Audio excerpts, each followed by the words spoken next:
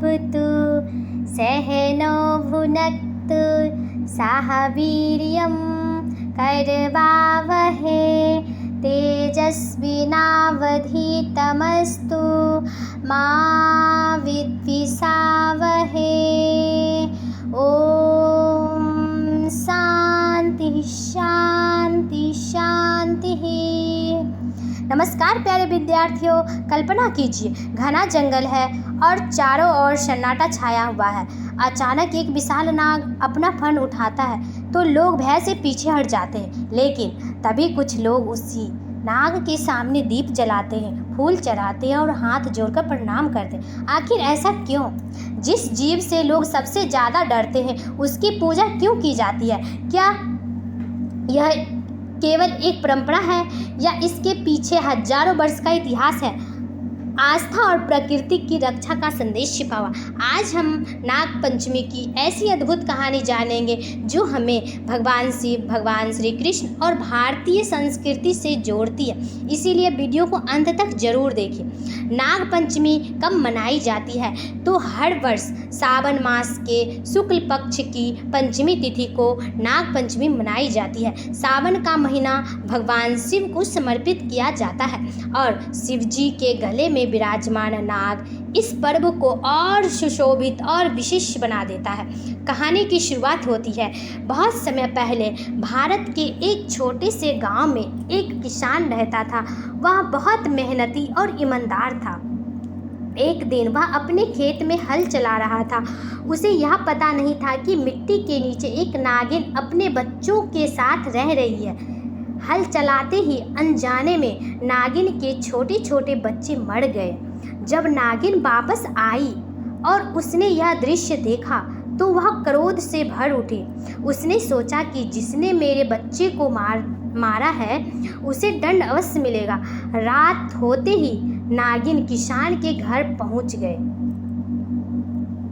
लेकिन तभी उसकी नज़र किसान की बेटी पर पड़ी। वह श्रद्धा से भगवान शिव और नाग देवता की पूजा कर रही थी। उसने दूध, फूल और दीप अर्पित किए और सभी जीव के सुख की प्रार्थना कर रही थी। उसकी सच्ची भक्ति देखकर नागिन का क्रोध शांत हो गया। नागिन ने किसान के पूरे परिवार को क्षमा कर दिया और आशीर्वाद देते हुए कहा, जहाँ जीवों के प्रति दया और सम्मान होगा वहाँ मेरा आशीर्वाद हमेशा बना रहेगा। तभी से नाग पंचमी का पर्व मनाए जाने लगे। श्री कृष्ण और कालिया नाग की कथा। अब सुनिए एक और प्रसिद्ध कथा। यमुना नदी में कालिया नाम के एक अत्यंत विषैले नाग रहता था। उसके विष से नदी का जल पूरा दूषित हो गया था। लोग और पशु पक्षी भी उनके कारण संकट में थे। एक दिन बालक श्री कृष्ण यमुना तट पर पहुँचे। वे सीधा नदी में कूद पड़े। कालिया नाग क्रोधित होकर बाहर आया। उसने श्री कृष्ण को अपने फनों पर जकड़ लिया। सभी लोग घबराने लगे, लेकिन अगले ही क्षण श्री कृष्ण उसके फनों पर चढ़ गए और बांसुरी की मधुर मधुर ध्वनि करने लगे और नृत्य करने लगे।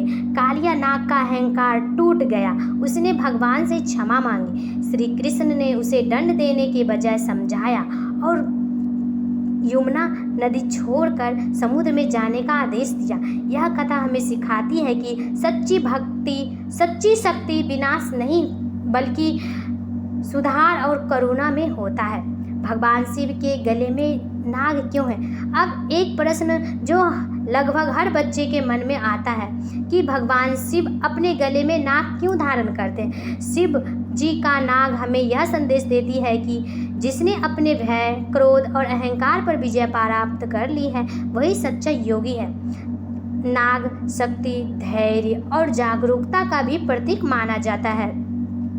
नाग पंचमी से हमें क्या सीख मिलती है? तो प्यारे बच्चों, यह पर्व केवल पूजा का नहीं है, यह हमें सिखाती है हर जीव का सम्मान करे, प्रकृति की रक्षा करे, बिना कारण किसी जीव को कष्ट ना दे।